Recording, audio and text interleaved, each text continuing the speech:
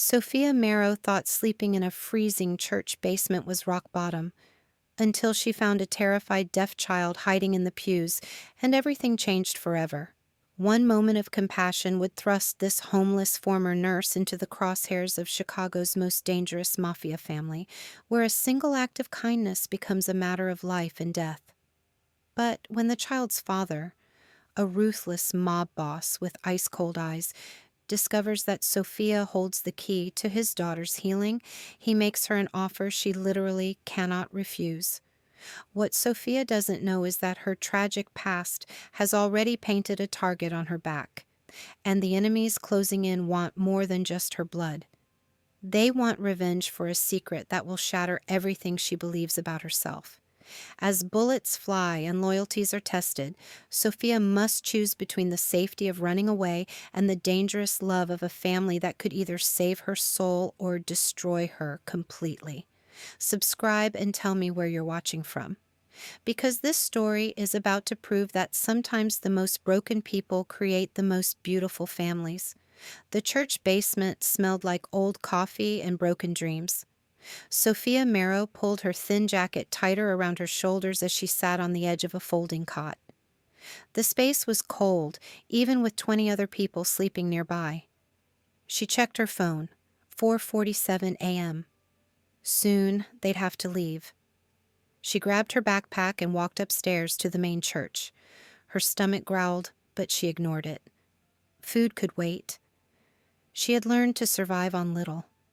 The church was quiet and dark. Rows of wooden pews stretched toward the altar. Candles flickered in red glass holders. Sofia had been coming here for 3 weeks now. It was safe, warm. The pastor didn't ask questions. She was about to sit down when she saw her. A little girl, maybe 7 years old, sat alone in the front pew. She had dark hair in 2 messy braids and wore a pink coat that looked expensive. But her eyes looked scared and lost. Sofia's heart squeezed tight. She knew that look. She'd seen it in the mirror too many times. The girl turned when Sofia's footsteps echoed in the empty space. She didn't say anything, just stared with those big, frightened eyes. "Hey there," Sofia said softly. She sat down a few feet away, not wanting to scare her. "Are you okay?" The girl blinked but didn't answer. She twisted her hands in her lap. Sofia tried again.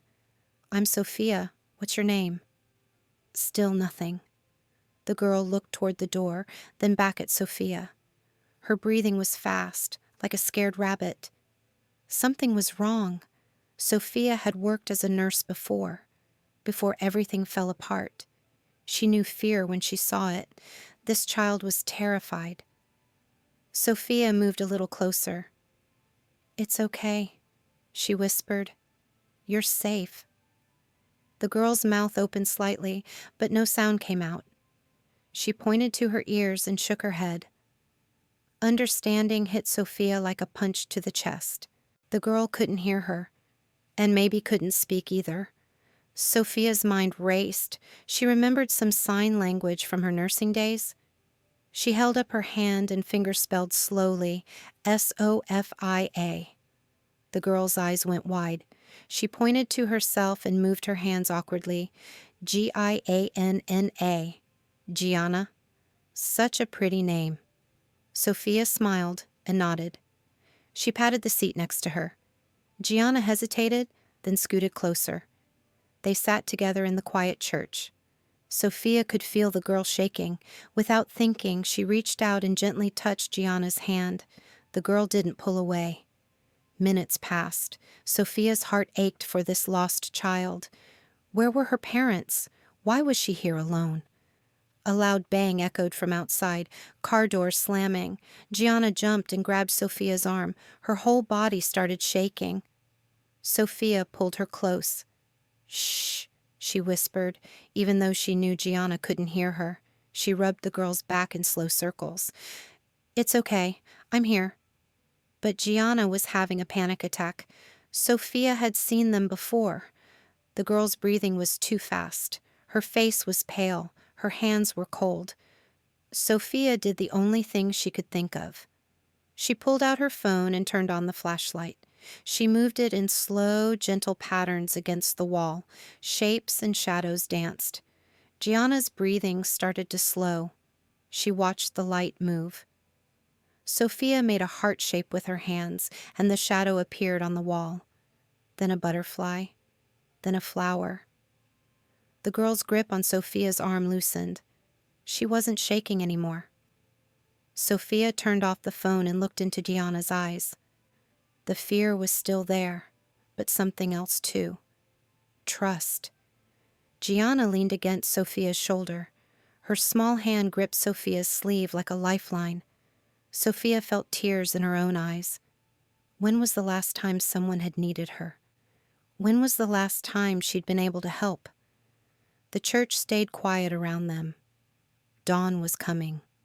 Soon, the world would wake up, and Sofia would have to figure out where to go next. But for now, she held this scared little girl and pretended they were both safe. Gianna's breathing was soft, and even now, her eyes were heavy. Sofia hummed quietly, more for herself than for the girl who couldn't hear her. It was an old song her mother used to sing, a lullaby about angels watching over sleeping children. Maybe that's what she was supposed to be, an angel for Gianna, at least for tonight. The church doors exploded open. 3 men in dark suits stormed in. They had guns, real guns. Sofia's heart stopped. "Where is she?" one of them shouted. His voice echoed off the walls. Gianna saw them and tried to hide behind Sofia. Her whole body went rigid with terror. Sofia stood up, putting herself between the men and the girl. "What do you want?" "The kid," the man said. He was tall and thick, with scars on his hands. "Hand her over." "No." The word came out before Sofia could stop it. "She's just a child." The man laughed, but it wasn't a nice sound. "Lady, you have no idea what you're dealing with. Step aside."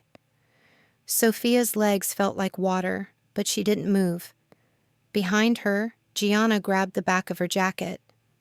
"I said no," Sofia repeated. Her voice shook, but she meant it. The 3 men looked at each other. One of them spoke into a radio. "Boss, we found her, but there's a problem." Sofia's mind raced. Should she run? Should she scream? The church was empty except for them. No one would hear. Footsteps echoed from outside. Slow, steady, confident. A 4th man walked through the doors. Sofia had never seen anyone like him. He was tall and broad-shouldered, wearing an expensive coat. His dark hair was perfectly styled. His face was sharp and handsome, but his eyes were cold as winter ice. He looked around the church like he owned it. Then his gaze fell on Sofia and Gianna. "Gianna," he said quietly. The girl let go of Sofia's jacket and ran to him. She threw her arms around his waist. Sofia watched in shock as the scary man's entire face changed. His cold expression melted away. He knelt down and held Gianna tight, speaking to her in rapid Italian. His hands moved as he talked, sign language. This was Gianna's father. Sofia's knees almost gave out. She'd been protecting a Mafia boss's daughter. She was dead. They were both dead. The man stood up, keeping one hand on Gianna's shoulder. He looked at Sofia with those ice-cold eyes. "You," he said. His voice was quiet, but it made Sofia's skin crawl. "What's your name?" Sofia's mouth was dry. "Sofia." "Sofia what?" "Marrow. Sofia Marrow." He stepped closer. Sofia could smell his cologne, expensive and dark. "How do you know my daughter?" "I don't," Sofia said quickly. "I found her here. She was scared. I was just trying to help." "Help." He said the word like it tasted bad. "And what exactly did you do to help her?" Sofia glanced down at Gianna. The girl was watching them both, her eyes moving back and forth like she was reading lips. "She was having a panic attack," Sofia said. "I calmed her down." The man's eyebrows rose slightly. "How?" Sofia hesitated. Should she tell him? Would it make things worse? I used my phone, she said finally. Made shadows on the wall. It worked. One of the other men laughed. Shadows? Boss, this lady is crazy. But the man, the boss, was studying Sofia's face. Show me, he said. Sofia blinked. What? Show me what you did. With shaking hands, Sofia pulled out her phone. She turned on the flashlight and made a heart shape with her fingers. The shadow appeared on the church wall. Gianna saw it and smiled. Actually smiled. She tugged on her father's coat and pointed at the shadow. The man's expression didn't change, but Sofia saw something flicker in his eyes. Surprise, maybe. Or hope. You know sign language, he said. A little. I was a nurse. Was? Sofia's cheeks burned. Not anymore. He was quiet for a long moment. Then he pulled out his phone and spoke to someone in Italian. Sofia caught a few words: car, now, safe. When he hung up, he looked at Sofia again. You're coming with us. What? No, I'm not going anywhere with you. The boss stepped closer, too close. Sofia could see the gold flecks in his dark eyes. Let me be clear, he said softly. My daughter has not smiled in 2 years. She has not let a stranger touch her since her mother died, but she trusts you. So you're coming with us. I'll call the police. He laughed, and it was scarier than if he'd yelled. Go ahead. Tell them you were hiding in a church with a little girl who isn't yours. See how that works out. Sofia's heart pounded. He was right. She had nothing. No home, no job, no family. Who would believe her word against his? Behind him, Gianna was tugging on his coat again. She looked up at Sofia and reached out her hand. The boss saw it too. His jaw clenched. It seems my daughter has made her choice, he said. The question is, will you get in the car willingly, or will my men carry you? Sofia looked at the 3 armed men, then at Gianna's pleading eyes, then at the boss, who was waiting for her answer with the patience of someone who always got what he wanted. She had survived 3 months on the streets. She could survive this. Fine, she said. But I'm not signing anything, and I'm not doing anything illegal. The boss almost smiled. Almost.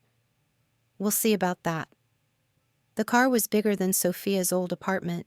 Black leather seats, tinted windows, and a partition between the front and back. One of the men drove while another sat in the passenger seat. The boss, Sofia, and Gianna sat in the back.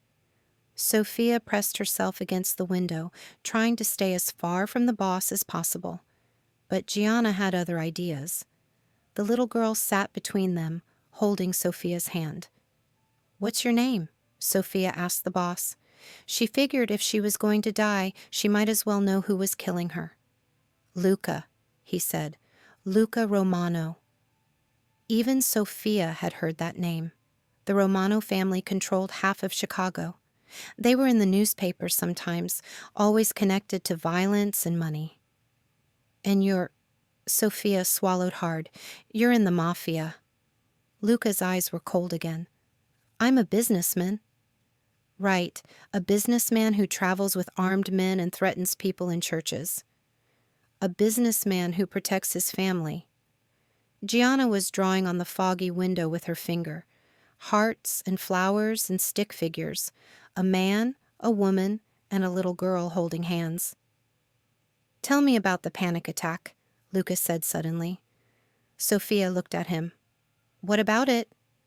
You said she had one. How did you know? Sofia's chest tightened. I used to be a nurse. Pediatric ward. I've seen them before. Used to be. I told you. Not anymore. Lucas studied her face. Why not? The question hit Sofia like a slap. She turned back to the window, watching the city blur past. That's none of your business.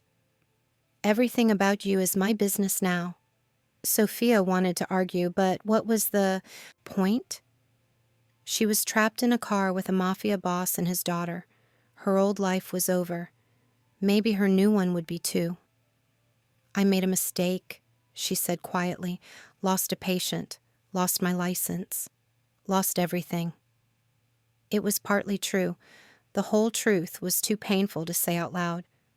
Luca was quiet for a moment. How old was the patient? Sofia's throat closed up. 6. Boy or girl?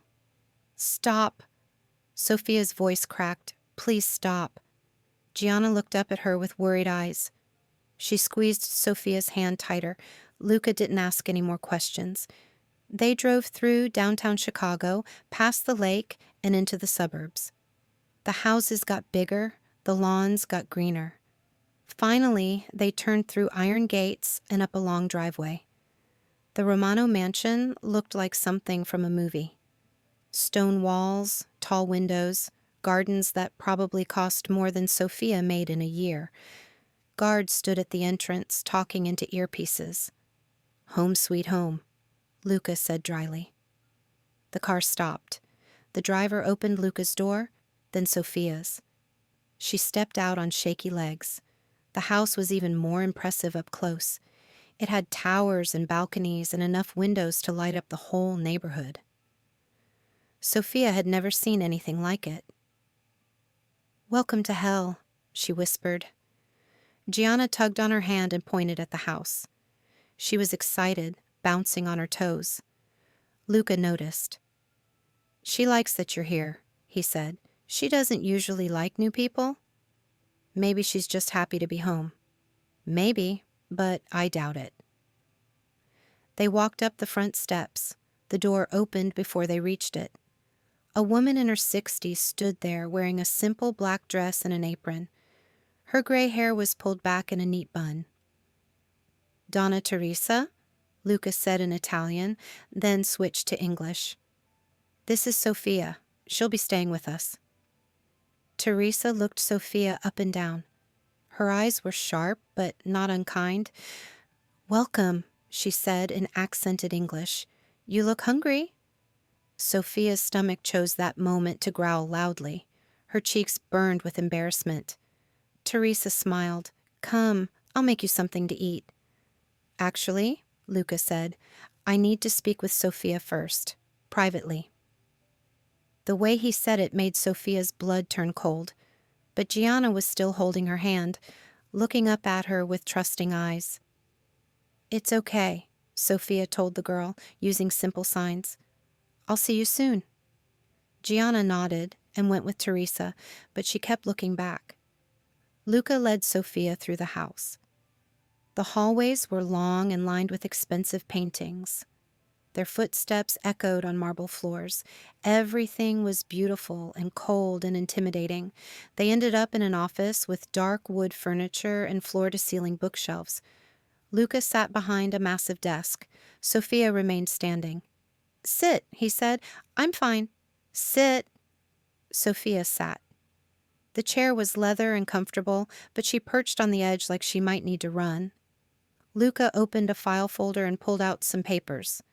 Sofia Marrow, age 28, born in Indianapolis, graduated from nursing school with honors, worked at Chicago Children's Hospital for 3 years.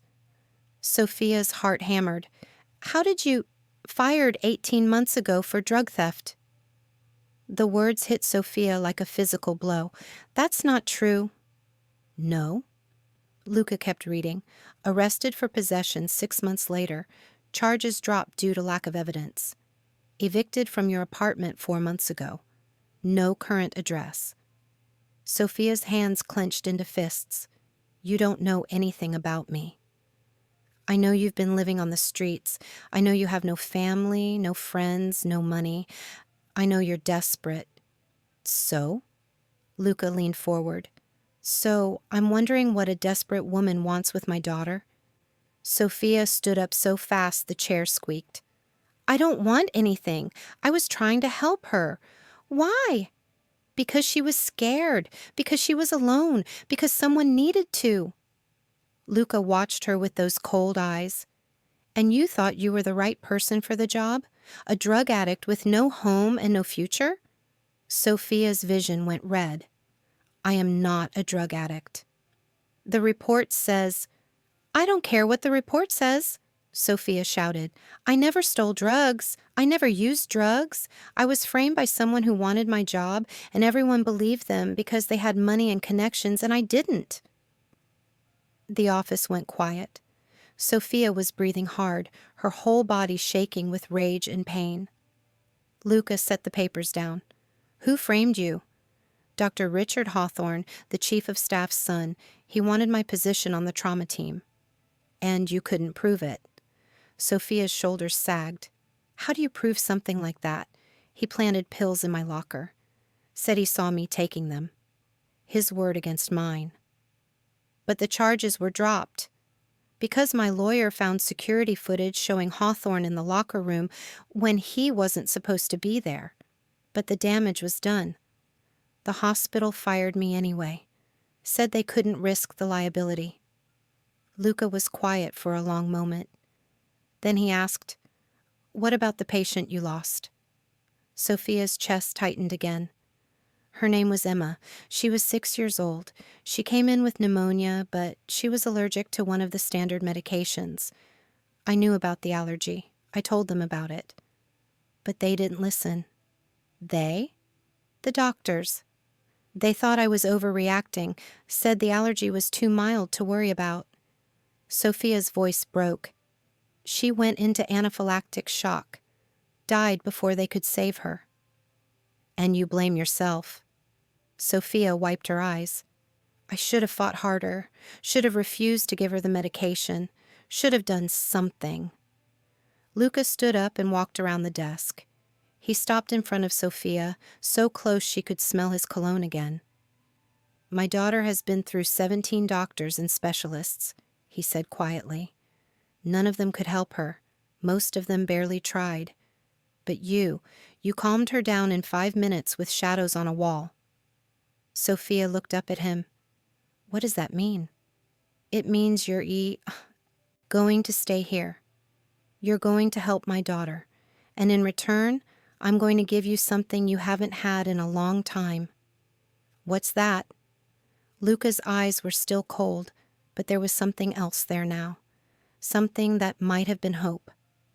A purpose. Sofia woke up in the softest bed she'd slept in for months. For a moment, she forgot where she was. Then she remembered. The Romano mansion, Luca's cold eyes, Gianna's trusting smile. She sat up and looked around the guest room. It was bigger than her old apartment, with cream-colored walls and a window that overlooked the gardens. Someone had left clean clothes on the dresser, jeans, a sweater, and underwear that was somehow exactly her size. A soft knock made her jump. Come in, she called. Teresa entered with a breakfast tray. Good morning. You slept late? Sofia checked her phone. It was past 10. I'm sorry. Don't apologize. You needed rest. Teresa set the tray on the small table by the window. Eat. Then Gianna wants to see you. The food smelled amazing. Eggs, toast, fresh fruit, and coffee that was better than anything Sofia had tasted in years. Her stomach growled loudly. Teresa smiled. I'll come back for the tray later. There's no rush. After she left, Sofia ate slowly, savoring every bite. Through the window, she could see Gianna playing in the garden with a woman in a dark suit. Even the babysitters here carried guns. A louder knock interrupted her thoughts. This one wasn't soft or polite. Come in, Sofia called. Matteo Bianchi walked in without waiting. He was tall and lean, with sharp features and suspicious eyes. Sofia had met him briefly the night before, Luca's right-hand man. We need to talk, he said. Sofia set down her coffee cup. About what? About why you're really here. I'm here because your boss dragged me here. Matteo closed the door behind him and moved closer. Let me be clear about something. I've been protecting Luca and his family for 10 years. I know a threat when I see one.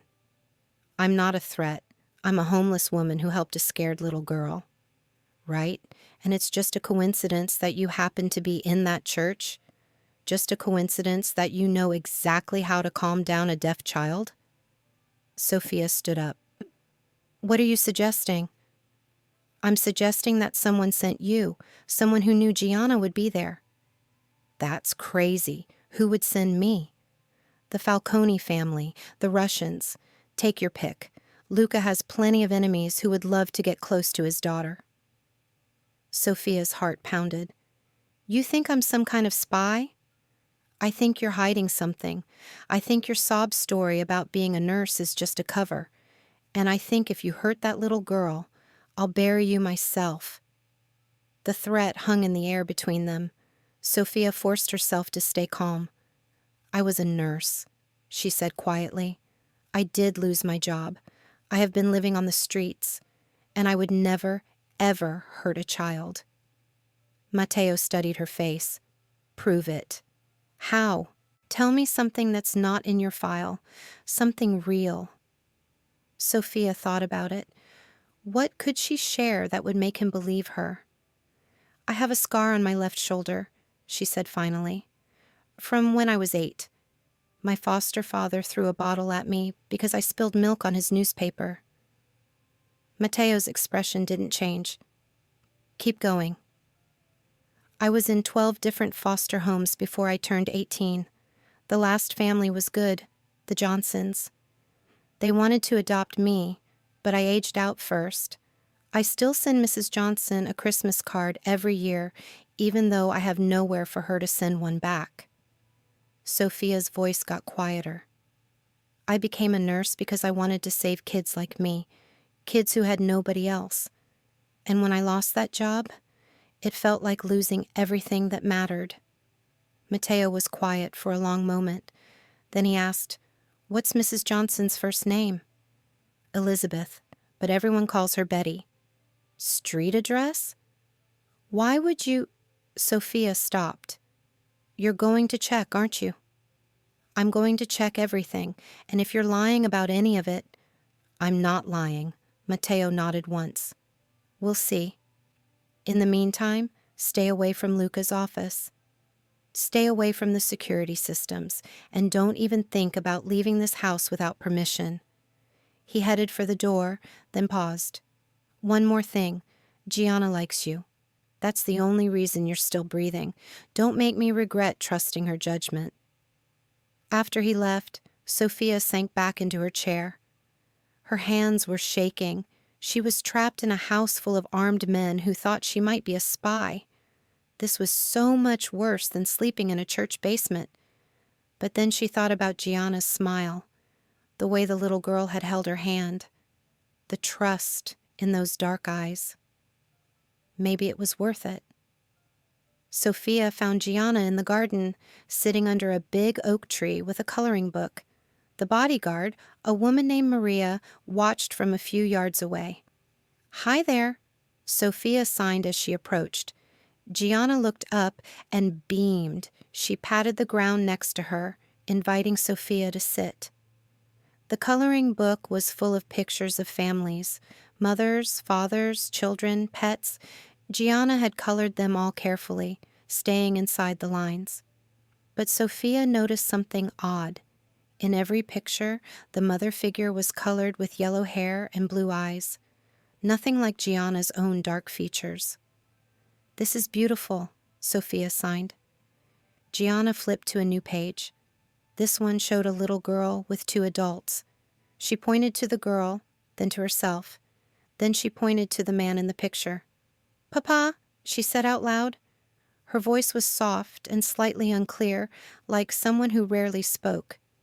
Sofia's heart squeezed. Yes, that's your papa. Gianna pointed to the woman in the picture, then looked at Sofia with hopeful eyes. Oh no. Sofia shook her head gently. No, sweetheart, I'm not your mama. I'm your friend. Gianna's face fell.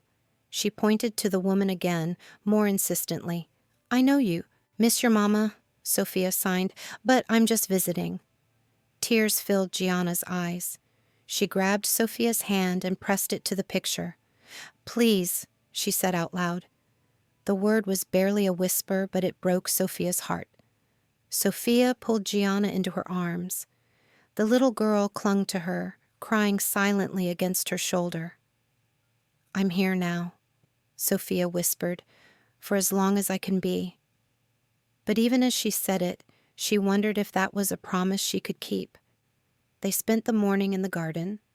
Gianna showed Sofia the flowers, the vegetable patch, and a small pond with goldfish. She chattered in a mixture of signs, broken English, and Italian. Sofia caught maybe half of it, but Gianna didn't seem to mind. For a few hours, Sofia almost forgot where she was. It felt normal, safe, like playing with any 7-year-old on any ordinary day. Then Luca appeared.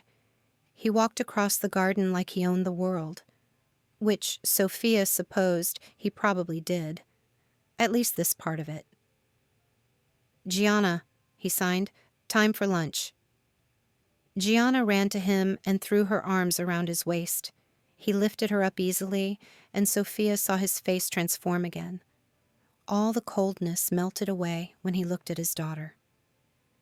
"Did you have fun with Sofia?" he asked in sign language. Gianna nodded enthusiastically. She said something rapid in Italian, gesturing toward Sofia. Luca's eyes met Sofia's over his daughter's head. "She says you're staying forever." Sofia's cheeks burned. "I told her I was just visiting." "She doesn't believe you." "Maybe you should explain it to her."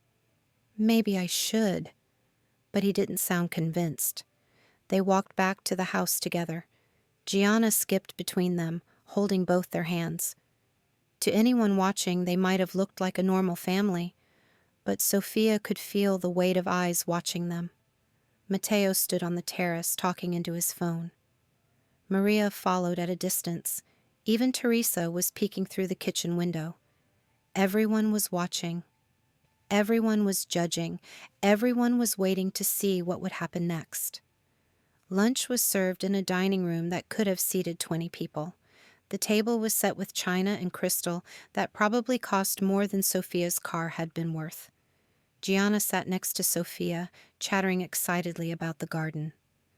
Luca sat across from them, cutting his daughter's food and listening with patient attention. "She's talking more today," he observed. Sofia looked at Gianna, who was describing the goldfish with elaborate gestures. "Is that unusual?" "She barely spoke at all until yesterday. The doctor said she might never—" He trailed off, but Sofia understood. Trauma can affect speech development, especially in deaf children. They rely so much on visual cues, and if those cues become associated with fear— You sound like you know what you're talking about." Sofia shrugged. "I worked with a lot of kids who'd been through trauma. The body remembers everything, even when the mind tries to forget." Luca was quiet for a moment. "What happened to her mother?" The question was so simple, but Sofia could hear the pain underneath it. "If you don't mind me asking." 3 years ago, car bomb, meant for me." Sofia's fork froze halfway to her mouth. "Oh my God." Gianna was with her. She saw everything. She hasn't been the same since. Sofia looked at the little girl, who was now showing her how to fold her napkin into a flower shape. It was impossible to imagine those innocent eyes witnessing such horror. "I'm sorry," Sofia said quietly. "The doctors said she had selective mutism, trauma-induced. They tried therapy, medication, everything. Nothing worked. Until yesterday. Until yesterday." Gianna tugged on Sofia's sleeve and pointed to the window. A cardinal was perched on the sill, bright red against the gray sky. "Pretty bird," Sofia signed. Gianna nodded and made the sign for red. Then she pointed to Sofia's sweater, which happened to be red too. "She's very observant," Sofia said. "She has to be. When you can't hear, you learn to notice everything else." Sofia watched Gianna's face as she studied the bird. There was an intelligence there, a sharpness that reminded her of someone. "She looks like you," Sofia said without thinking. Luca's expression softened just a fraction. She has her mother's eyes. But your stubborn streak? That earned her an almost smile. Definitely. After lunch, Luca excused himself for business. Sofia offered to help Teresa with dishes, but the older woman waved her away. You're a guest, Teresa said firmly. Guests don't do dishes. I'm not really a guest, though, am I? I'm more like what would you call it? Teresa considered this. You're family now, whether you like it or not. The words hit Sofia harder than she expected. I'm not family. Gianna thinks you are. That's all that matters to Luca. Sofia watched through the kitchen window as Gianna played with a puzzle on the terrace. What was her mother like? Teresa's face grew sad. Isabella was, how do you say, sunshine. She made everyone happy just by being near them. Luca was a different man when she was alive. What happened to him after she died? He became ice, all coldness and anger and revenge. The only warm thing left in him was his love for Gianna.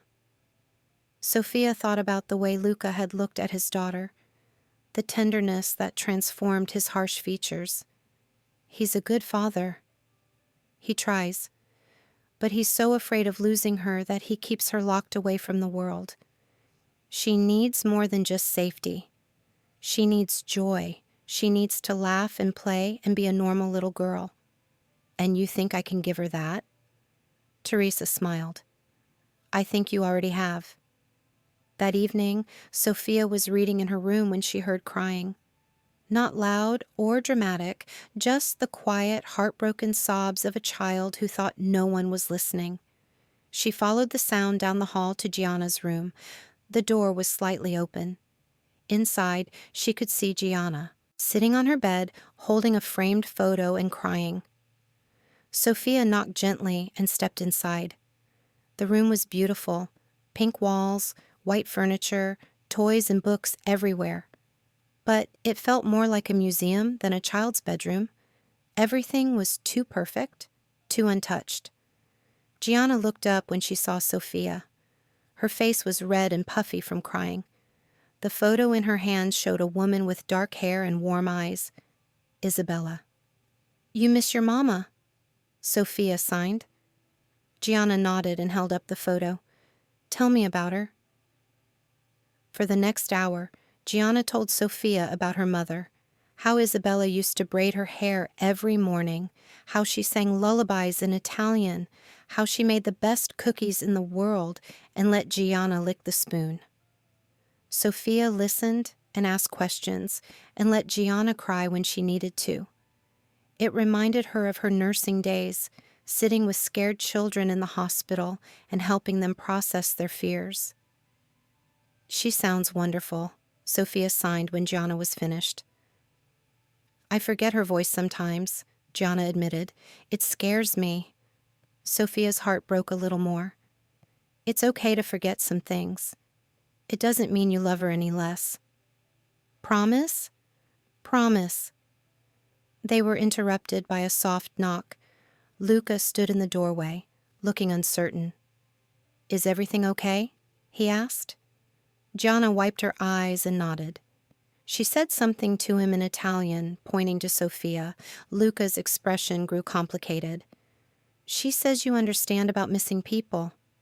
Sofia looked at Gianna's hopeful face, then at Luca's guarded one.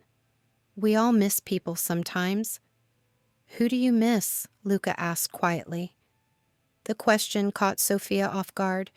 She thought about Emma, sweet, brave Emma who had trusted her to make everything better. She thought about Mrs. Johnson and the family she might have had. She thought about the person she used to be before everything fell apart. Everyone, she said finally. Luca studied her face for a long moment. Then he came into the room and sat on the edge of Gianna's bed. Tell Sofia about the time Mama taught you to make pasta, he suggested. Gianna's eyes lit up. She launched into an animated story, her hands flying as she described flour explosions and dough stuck to the ceiling. Sofia found herself laughing at the girl's expressions.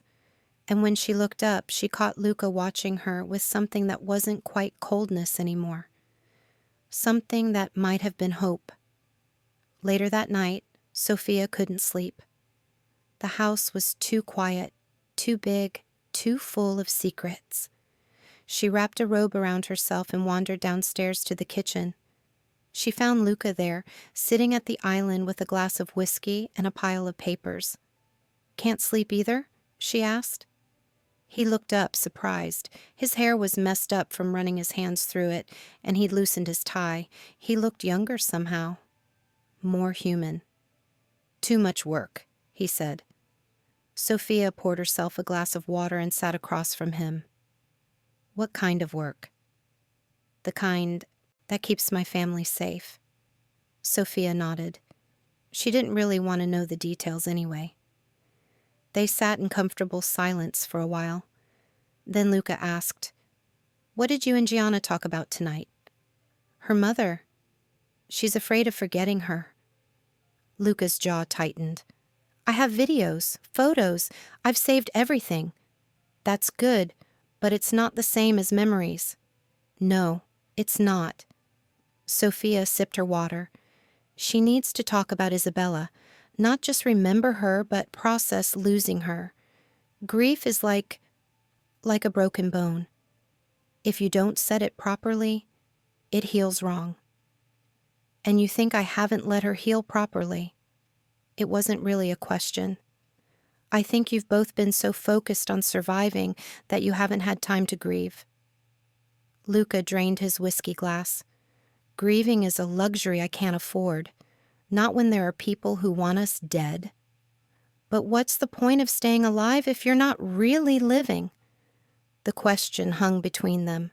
Luca's eyes met Sofia's, and she saw something raw there, something desperate.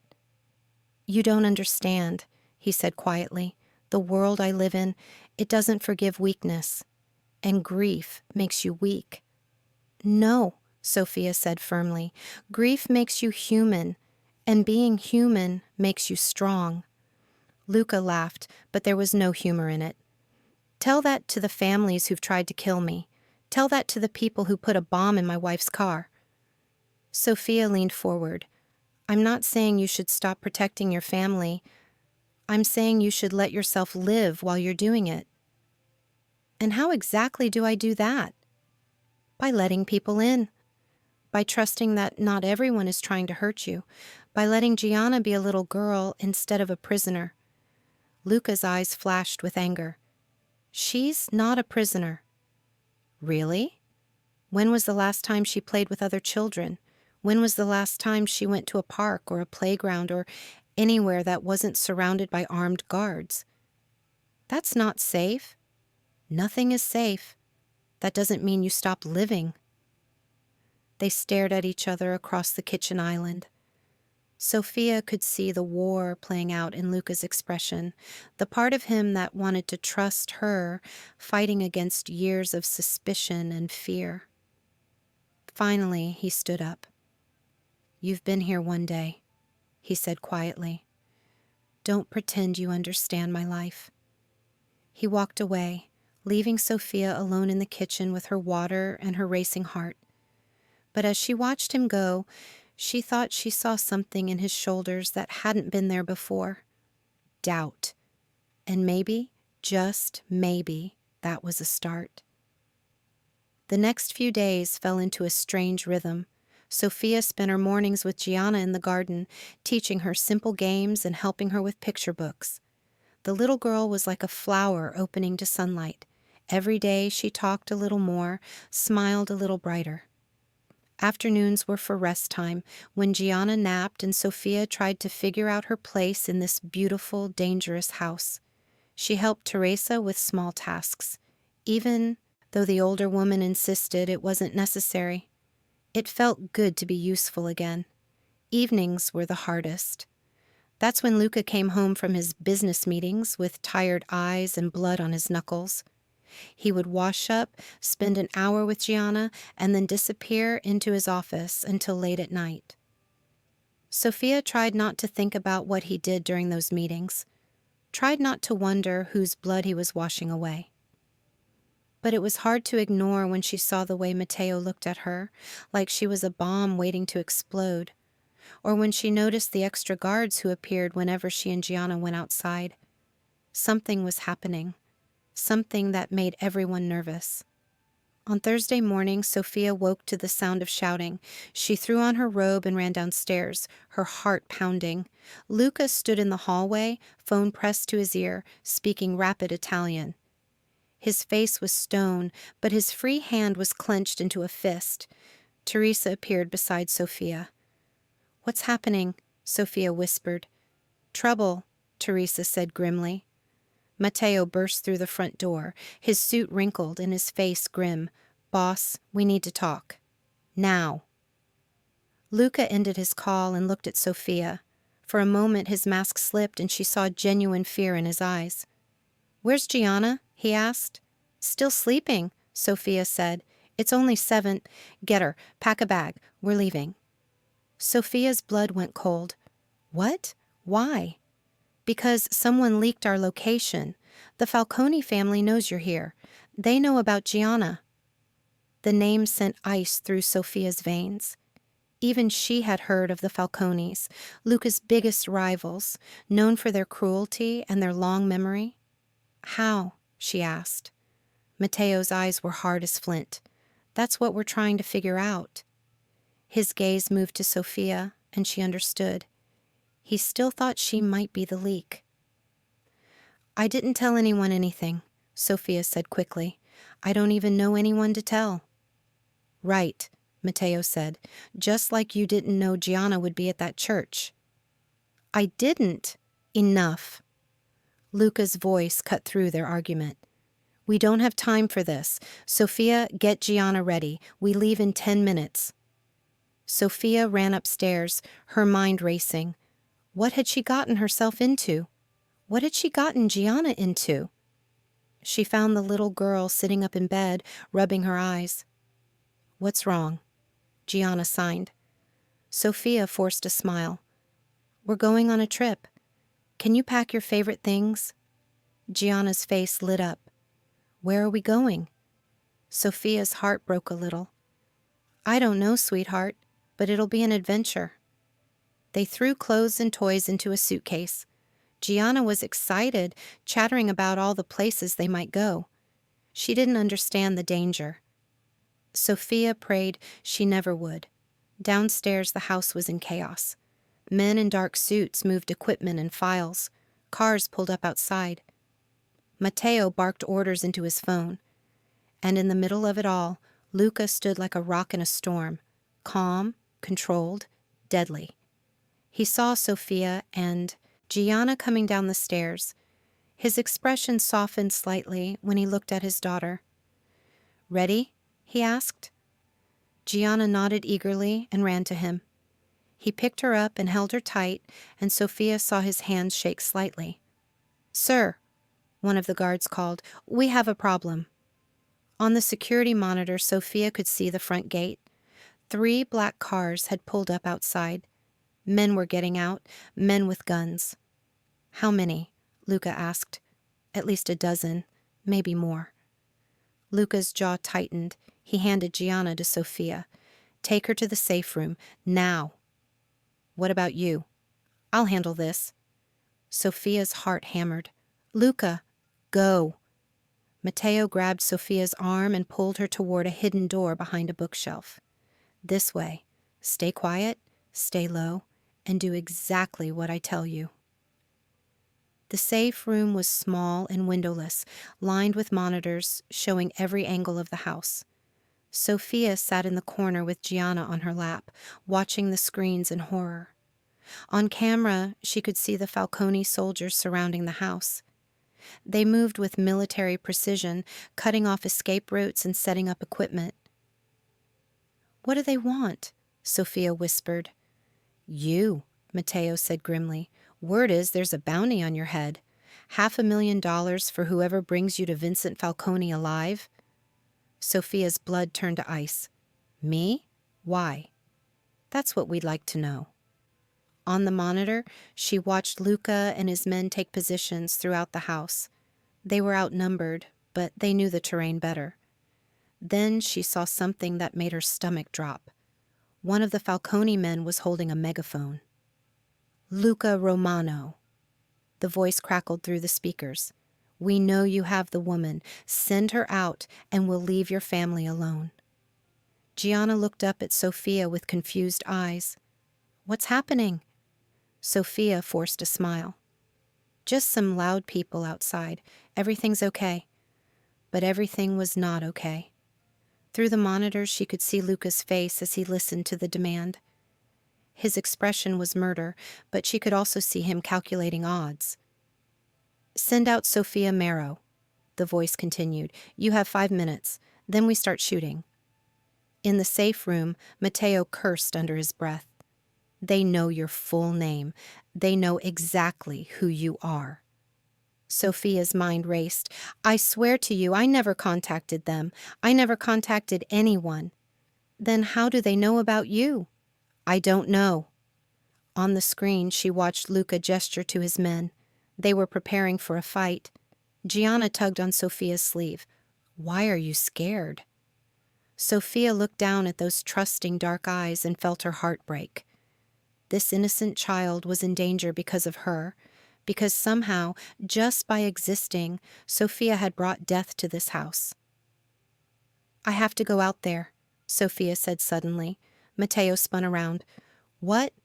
You heard them. They want me, not you, not Gianna. If I give myself up, they'll kill you. Maybe, but they'll leave Gianna alone." "You don't know that." Sofia looked at the EM monitors again. More cars were arriving. The Falcone soldiers were setting up what looked like explosives. "How many men does Luca have?" she asked. 15. Maybe 20 if the backup arrives in time. Sofia counted the enemies on screen. There had to be at least 30, with more coming. "He's going to lose," she whispered. "Not necessarily. We've been in worse fights." "Not with a 7-year-old in the house." Matteo's expression grew grim. He knew she was right. On the megaphone, the voice spoke again. 3 minutes, Romano. Send her out or we come in." Sofia made her decision. She kissed the top of Gianna's head and handed her to Matteo. "Take care of her," she said. "Where are you going?" But Sofia was already moving toward the door. "Sofia, wait!" Matteo called. She turned back.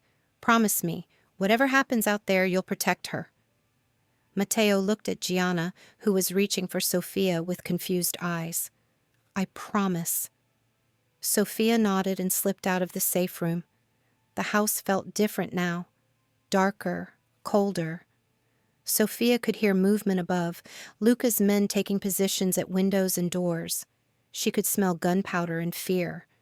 She found Luca in his office, loading a pistol with practiced efficiency. "What are you doing here?" he demanded. "You should be in the safe room." "They want me," Sofia said. "Let me go to them." Luca's head snapped up. "Absolutely not. Luca, be reasonable. You're outgunned 3-1. If you surrender, you die." "Maybe, but Gianna lives." Luca slammed the gun down on his desk. "I don't trade lives. Not yours, not anyone's." "Why not? You barely know me. I've been here less than a week." Luca stepped closer, his eyes blazing. "Because my daughter needs you. Because for the first time in 3 years she's happy. Because—" He stopped himself, jaw clenched tight. "Because what?" Luca looked away. "Because I need you too." The admission hung between them like a live wire. Sofia felt her heart stop.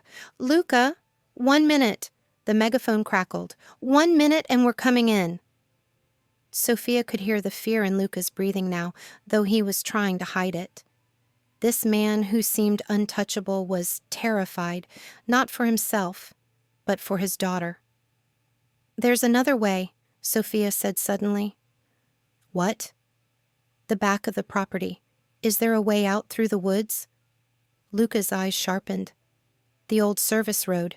But it's risky. If they catch us in the open, better than sitting here waiting to be slaughtered." Luca was quiet for a moment, thinking fast. Then he grabbed his radio. "Matteo, prepare to move. Back exit, through the woods. 5 minutes." "Boss, that's dangerous." "Everything's dangerous. Just do it." Luca looked at Sofia. "You sure about this?" Sofia thought about Gianna's smile, about the way the little girl had called her Mama in her sleep the night before, about the family she'd found in this strange, violent house. "I'm sure." They moved like ghosts through the house. Luca led the way, Sofia behind him, Matteo carrying Gianna, and 6 guards bringing up the rear. The little girl was awake now, sensing the tension. She clung to Matteo with wide, frightened eyes. They reached the back door. Outside, Sofia could see the woods, thick and dark and hopefully empty of enemies. "Stay low," Luca whispered. "Stay quiet, and whatever happens, don't stop moving." He opened the door. The night air hit Sofia like a slap. They ran across the lawn in a crouch, expecting bullets at any moment. But the woods stayed silent. They made it to the tree line just as the shooting started behind them. "They're in the house," Matteo said grimly. Sofia looked back and saw muzzle flashes in the windows. The Falcone soldiers had discovered the empty rooms. "Move," Luca ordered. They pushed deeper into the woods. Branches caught at Sofia's clothes. Roots tried to trip her, but she kept running, driven by the sound of gunfire and the sight of Gianna's terrified face. They made it maybe half a mile when they heard the dogs. "Shit," Matteo breathed. "They brought trackers." The howling was getting closer. Luca looked around desperately, trying to find better cover. "There," he pointed to a rocky outcrop ahead. "We can hold them off from there." But as they ran toward the rocks, Sofia realized something horrible. They weren't going to make it. The dogs were too close. The men with guns were right behind them. And Gianna, sweet, innocent Gianna, was going to die because Sofia had brought danger to her door. Sofia made the hardest decision of her life. She stopped running. "Sofia," Luca called. "What are you doing?" "Keep going," she said. "Get Gianna to safety." "I'm not leaving you. You have to." Sofia's voice broke. "I'm the one they want. Maybe if I surrender." The dogs burst through the trees, 3 massive German shepherds with handlers behind them. Sofia raised her hands. "I'm Sofia Marrow," she called. "I'm the one you're looking for." The dogs stopped, circling her with bared teeth. The handlers kept their weapons trained on the group. Behind them, more soldiers emerged from the darkness. "Well, well," one of them said. He was tall and lean, with cold eyes and expensive clothes. "The famous Sofia Marrow. Vincent Falcone sends his regards." Sofia's heart hammered. "Let them go. You have what you want." The man laughed. "Oh, sweetheart, we want so much more than just you." He gestured to his men. "Kill the others. Bring me the girl and the woman." "No," Sofia screamed, but it was too late. The shooting started. And in that moment, as bullets flew and Gianna cried out in terror, Sofia understood with crystal clarity that her old life was truly over. Whatever happened next, nothing would ever be the same. The gunfight lasted maybe 2 minutes, but it felt like hours. Sofia watched in horror as Luca and his men fought desperately against superior numbers. Matteo shielded Gianna with his body, firing one-handed while holding the little girl. But they were losing. One of Luca's guards went down, then another. The Falcone soldiers had better position, better numbers, better weapons. Sofia made a choice that surprised everyone, including herself. She ran, not away from the fight, toward it. She dove for the fallen guard's weapon and came up shooting. She'd never fired a gun in her life, but desperation made her bold. Her first shot went wild, but it was enough to distract the Falcone soldiers. In that moment of confusion, Luca moved. He was beautiful and terrible, like a force of nature unleashed. He moved through the enemy soldiers like death itself, every shot finding its mark, every movement precise and deadly. Sofia understood, watching him fight for his daughter, why people feared the Romano name. The tide turned quickly after that. The remaining Falcone soldiers tried to retreat, but Luca's men cut them off. Within minutes, the woods were quiet except for the sound of heavy breathing and Gianna's muffled sobs. Sofia dropped the gun with shaking hands. She was alive. They were all alive. But as she looked around at the bodies scattered through the trees, she realized something that chilled her to the bone. This was just the beginning. Vincent Falcone wouldn't stop here. He would keep coming, keep sending men until he got what he wanted. Which meant Sofia would never be safe. Which meant Gianna would never be safe as long as Sofia was with her. Luca appeared beside her, checking for injuries. "Are you hurt?" Sofia shook her head. "I'm fine." But she wasn't fine. She was broken inside, shattered by the understanding of what her presence had cost.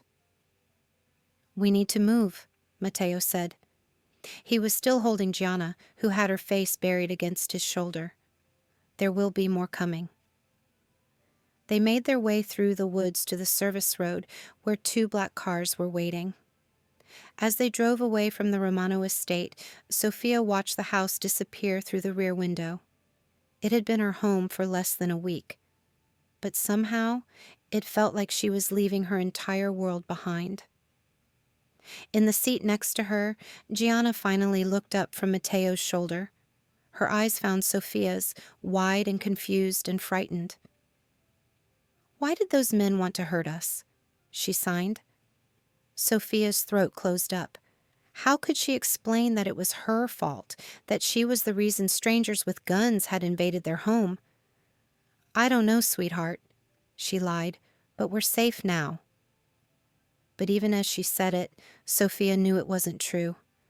They would never be safe as long as she was with them. And that meant she was going to have to do the one thing that would break her heart. She was going to have to leave. The safe house was nothing like the Romano mansion. It was a small cabin in the mountains surrounded by trees and silence. No marble floors or crystal chandeliers, just wood walls, simple furniture, and the constant tension of people living on borrowed time. Sofia sat on the porch steps, watching Gianna play with a stick in the dirt. 2 days had passed since the attack, and the little girl was trying hard to pretend everything was normal. But Sofia could see the fear in her eyes, the way she jumped at sudden noises, the way she stayed close to the adults.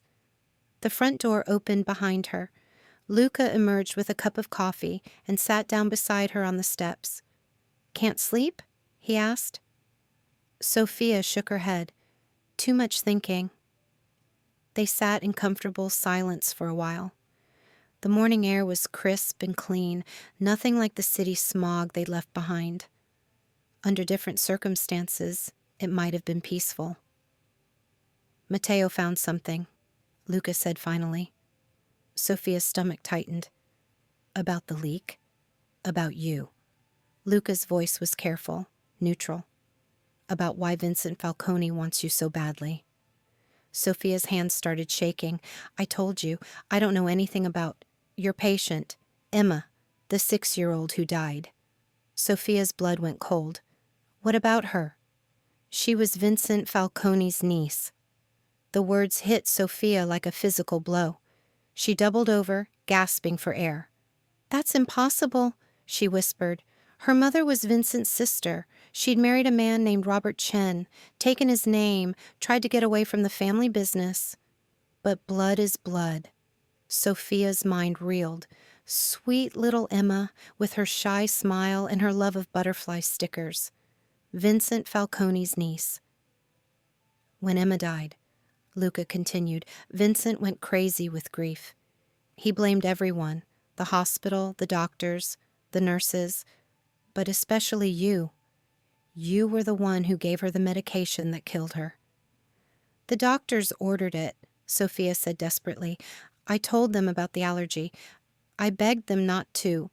Vincent doesn't care about details. He cares about revenge. He's been looking for you for 18 months. When you disappeared onto the streets, he thought you were dead. But then you showed up with my daughter. Sofia felt sick. So this is my fault, all of it. No. Luca's voice was firm. This is Vincent's fault. You were doing your job. You tried to save that little girl. But I failed. We all fail sometimes. That doesn't make us murderers. Sofia looked at Gianna, who was now building a tower with sticks and leaves. The little girl looked up and waved, smiling brightly. She can't stay with me, Sofia said quietly. As long as I'm here, she's in danger. We'll figure something out. No. Sofia turned to face him. Listen to me. Vincent Falcone will never stop. He'll keep coming, keep sending men, until he gets what he wants. And what he wants is me dead. Luca's jaw tightened. Then we kill him first. And what happens when someone else takes his place? What happens when his soldiers decide to get revenge? You can't fight the whole world, Luca. I can try. Sofia's heart broke at the determination in his voice. This man would burn down the world to protect his daughter. But he couldn't protect them both forever. There's another way, she said. What? Sofia took a deep breath. Let me disappear. Really disappear this time. New identity, new life, far away from here. Vincent gets what he wants, me gone, and you and Gianna get to live in peace. Luca was quiet for a long moment. When he spoke, his voice was rough. Is that what you want? Sofia looked at Gianna again. The little girl had moved closer, sensing the adult conversation was about something important. She was watching Sofia with those huge, dark eyes, so trusting and full of love. What I want doesn't matter, Sofia said. What matters is keeping her safe. You matter to her. You matter to me. The words hung between them like a bridge Sofia was afraid to cross. Luca, I know what you're thinking, he said. You're thinking that caring about us will get us killed. But you're wrong. Caring about us is what's kept us alive. Sofia's vision blurred with tears. I don't understand. Before you came, I was just surviving, going through the motions. But you made us remember how to live. You gave Gianna her voice back. You gave me. He paused, struggling with the words. You gave me hope. Sofia's heart hammered. Hope for what? For a future, for a family, for something worth protecting instead of just something to survive. Gianna had abandoned her stick tower and was walking toward them, curious about the serious conversation. What are you talking about? She signed when she reached them. Sofia forced a smile. Just grown-up stuff, sweetheart. But Gianna was too smart to be fooled. She looked between Sofia and her father, her expression growing worried. Are you leaving? She asked Sofia directly. Sofia's throat closed up. She couldn't lie to this child. Not anymore. I might have to, she signed slowly. Gianna's face crumpled. Why? Because bad people are looking for me, and as long as I'm here, they might try to hurt you. I don't care about bad people, Gianna signed fiercely. I want you to stay. Sofia pulled the little girl into her arms. I want to stay too. Then stay. If only it were that simple. That afternoon, Matteo arrived with news. He looked grim as he spoke to Luca in the kitchen, their voices low and urgent. Sofia couldn't hear what they were saying, but she could see the tension in their body language. When they finished talking, Luca found Sofia on the porch. Vincent's made an offer, he said without preamble. Sofia's stomach dropped. What kind of offer? A trade. You for a guarantee that he'll leave my family alone forever. And you're considering it? I'm considering all our options. Sofia studied his face. What aren't you telling me?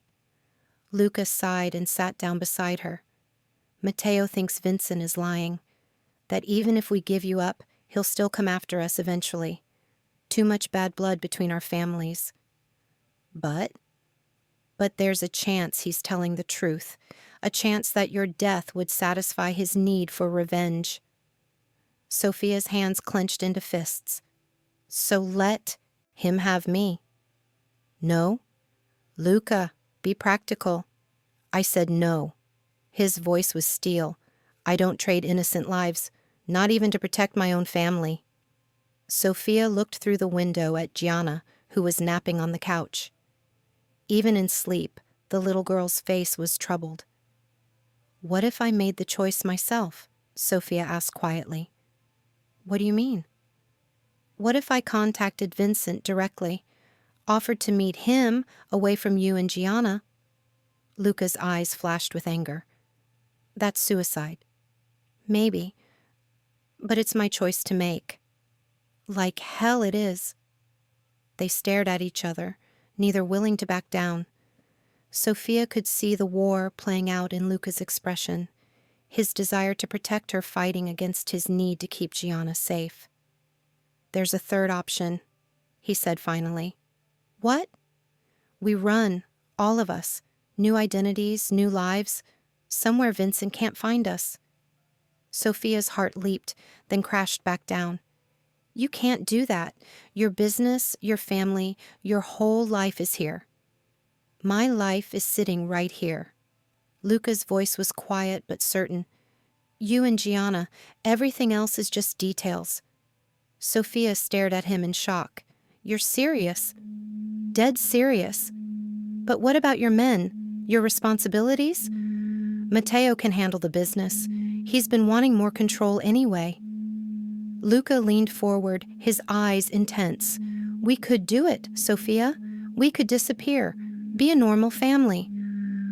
Normal families don't have mob bosses hunting them. Normal families don't have to. But we're not a normal family, are we? Sofia's heart was racing. The idea was crazy, impossible, wonderful. A life with Luca and Gianna, somewhere safe and far away. No more running, no more fear, no more looking over their shoulders. Where would we go? She heard herself ask. Matteo has contacts, people who specialize in new identities. We could be anyone we wanted to be. And Vincent would never find us? Not if we're smart about it. Sofia closed her eyes, trying to imagine it. Waking up in a small house somewhere, making breakfast while Luca got ready for a normal job.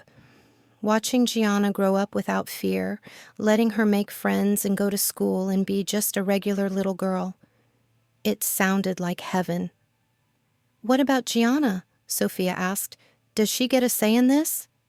She's 7. She wants her family to be safe and happy. Everything else is negotiable. Sofia opened her eyes and found Luca watching her with an expression she'd never seen before. Vulnerable, hopeful, terrified. You really want this, she realized. I want you, he said simply. I want us, all of us together, safe. Sofia's heart swelled until it felt like it might burst. Luca, I know it's crazy. I know we've only known each other for a week, but when I thought I was going to lose you in those woods... He ran a hand through his hair. I can't go back to the way things were before. I won't. Sofia reached out and touched his cheek. He leaned into her palm, his eyes closing briefly. What if it doesn't work? She whispered. What if he finds us anyway? Then at least we'll have tried. At least we'll have had something real. Something real. Sofia thought about her old life, the loneliness, the guilt, the endless days of just trying to survive. Then she thought about the last week with Luca and Gianna. The laughter, the quiet moments, the feeling of belonging somewhere. She thought about Gianna's bright smile when she woke up in the morning, about the way Luca's face softened when he looked at his daughter, about the family they could build together if they were brave enough to try.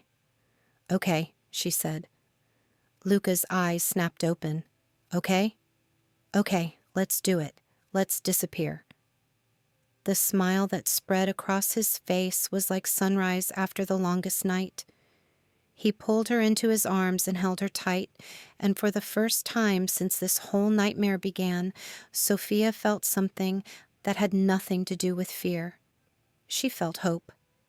The next morning, everything moved fast. Matteo made phone calls to mysterious contacts while Luca liquidated assets and arranged for the business to transfer smoothly.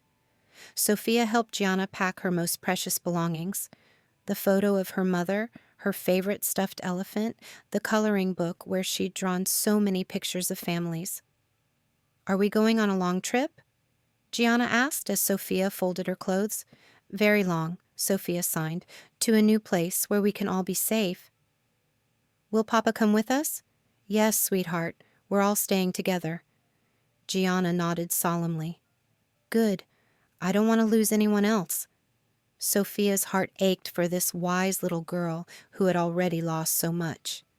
"You won't lose us, I promise." By evening, everything was ready.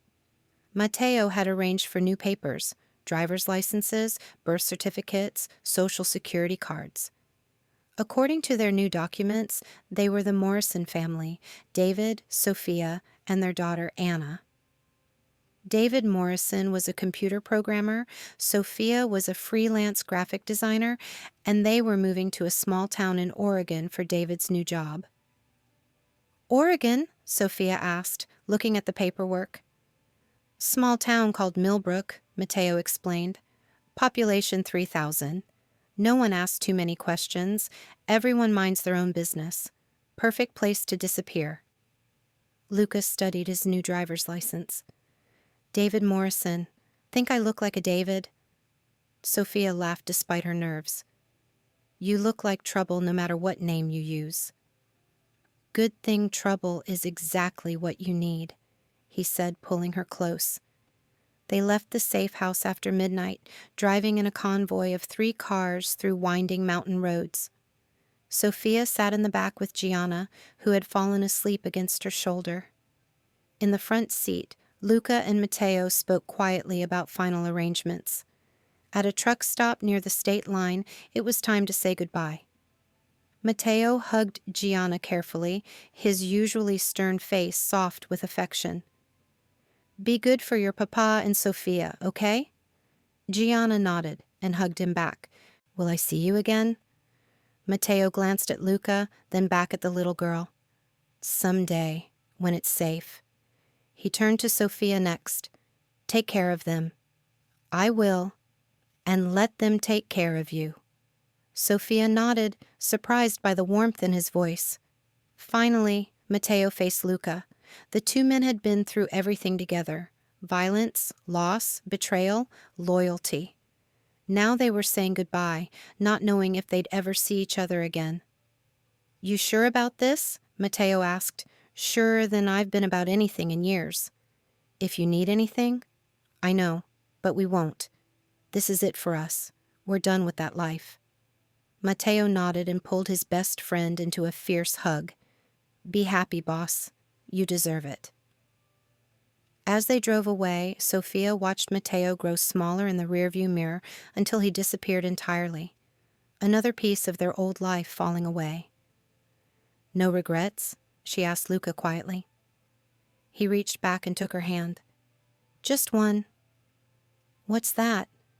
"That it took me so long to figure out what really matters." Sofia squeezed his fingers and looked down at Gianna, who was sleeping peacefully in her arms. This brave little girl who had lost her mother but found the strength to love again, who had taught Sofia that family wasn't about blood or biology. It was about choice and commitment and the courage to keep caring even when it hurt. They drove through the night toward their new life, leaving the darkness behind. 1 year later, the house in Millbrook was small but perfect. White picket fence, flower garden, a tire swing hanging from the old oak tree in the backyard. Sofia stood at the kitchen window, watching Gianna, Anna now, play with the neighbors' kids in the yard. The little girl was laughing, her voice clear and strong. She attended the local elementary school where her teachers marveled at her intelligence and her determination to keep up despite her hearing challenges. She had friends, real friends who didn't know or care about her past. "Penny for your thoughts," Luca said, wrapping his arms around Sofia from behind. She leaned back against his chest, still amazed sometimes that this was real, that they'd made it work. "Just thinking about how far we've come. Any regrets?" Sofia considered the question. Did she miss her old life? The excitement, the danger, the adrenaline rush of never knowing what came next? Not for a second. "None," she said firmly. Luca's job at the local computer repair shop was boring but honest. Sofia's freelance design work was modest but fulfilling. They paid their taxes, attended PTA meetings, and worried about normal things like grocery bills and car repairs. It was the most wonderful life Sofia could imagine. "David Morrison is a lucky man," Luca murmured against her ear. Sofia laughed. "You mean because he gets to come home to Sofia Morrison every night?" "Among other things." Outside, Gianna called through the window. "Mama, Papa, come play with us." Sofia's heart still skipped a beat every time. Gianna called her Mama. It had started gradually, first just when she was sleepy, then when she was excited, and finally all the time. Sofia had never officially adopted her, but it didn't matter. Love made them family. "Coming, sweetheart," Sofia called back.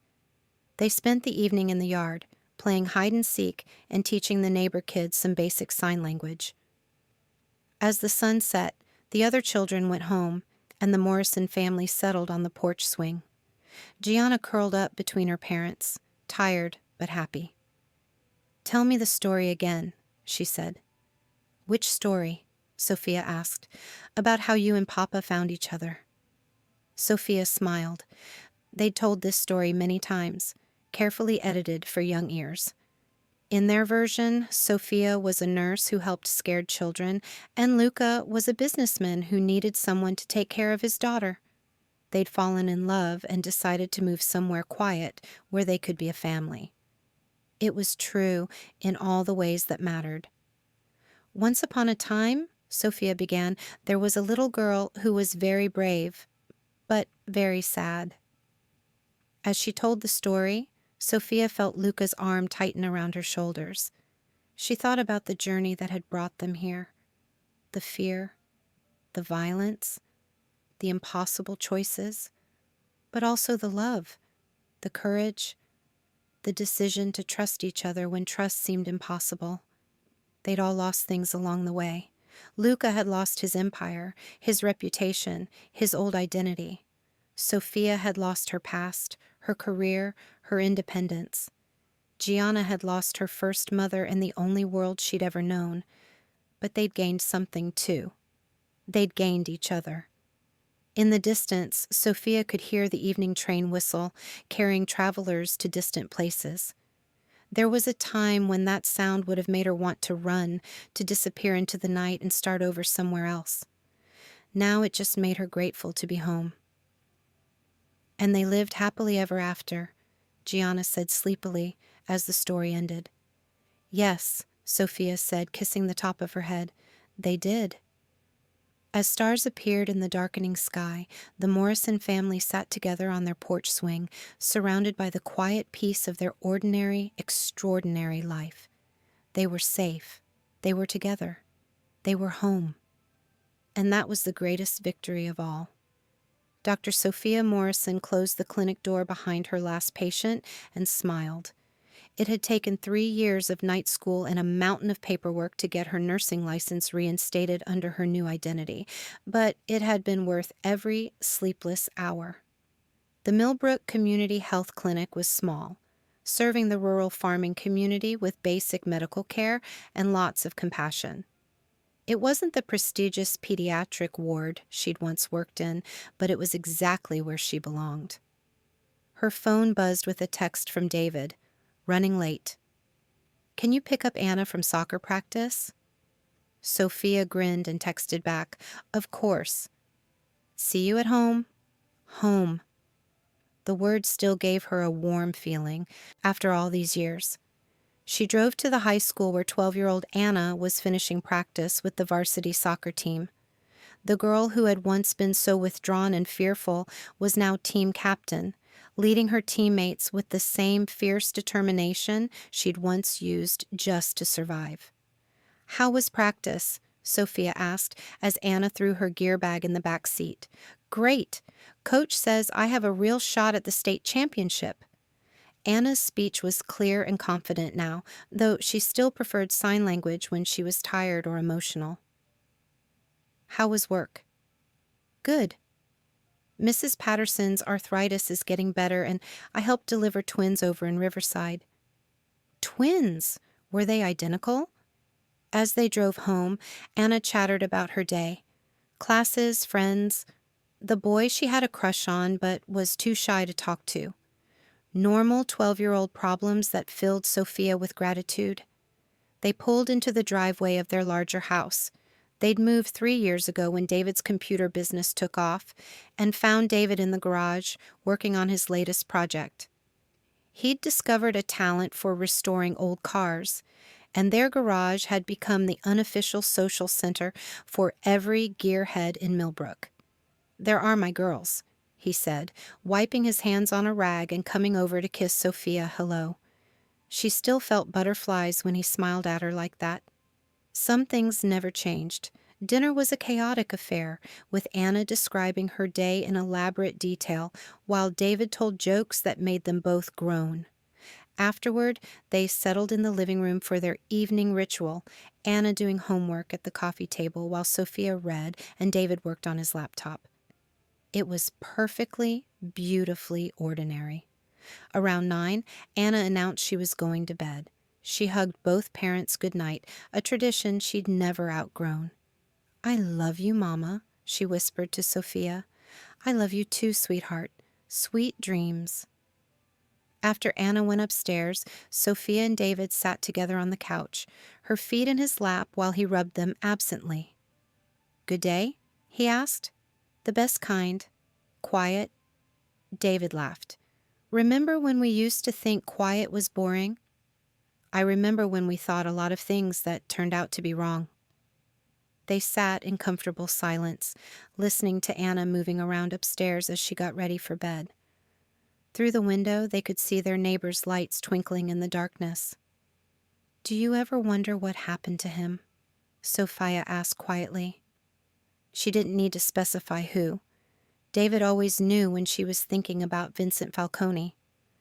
Matteo sends Christmas cards, David said carefully. He never mentions Vincent directly, but reading between the lines, I think the old man finally died. Natural causes, heart attack, maybe 2 years ago.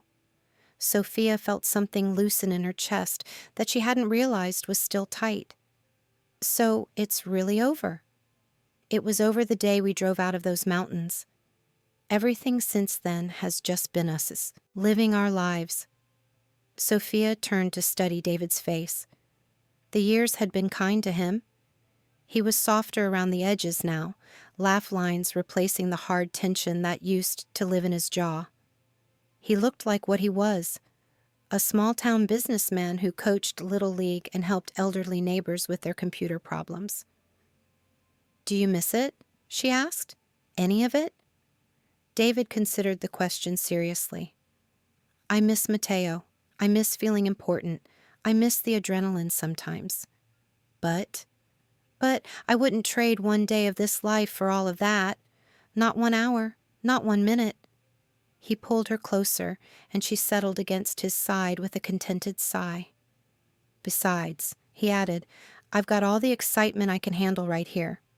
12-year-old girls are scarier than any mobster. Sofia laughed, thinking about Anna's recent declaration that she was definitely going to marry her soccer teammate Jake, whether he liked it or not. Fair point. They heard Anna's bedroom door close upstairs, followed by the soft sound of music from her stereo. Their little girl was growing up fast, but she was growing up safe and happy and loved. "We did good," David said quietly. "Yeah," Sofia agreed. "We did." Later, as they got ready for bed, Sofia caught sight of herself in the bathroom mirror. The woman looking back at her was different from the terrified homeless woman who had stumbled into that church 6 years ago. This woman had laugh lines and wedding rings, and the kind of deep contentment that came from knowing exactly where she belonged. She'd lost everything once: her career, her home, her identity, her faith in herself. But in losing everything, she'd found the only things that really mattered: love, family, home, purpose. As she climbed into bed next to the man who had become her whole world, Sofia thought about the scared little girl who had grabbed her hand in that cold church, the girl who was now a confident young woman with dreams and friends, and a future stretching bright ahead of her. And she thought about the broken, grieving man who had become a devoted father and husband, who chose love over fear every single day. They were the Morrison family now. Ordinary people living an extraordinary love story disguised as suburban normalcy. And it was perfect. "Sweet dreams, Sofia Morrison," David whispered in the darkness. "Sweet dreams, David Morrison," she whispered back. Outside their window, the night settled soft and quiet over Millbrook. A gentle breeze stirred the curtains, carrying the scent of Sofia's flower garden and the promise of another peaceful day tomorrow. It was everything Sofia had never dared to dream, and more than she had ever deserved. It was home, and they all lived happily ever after.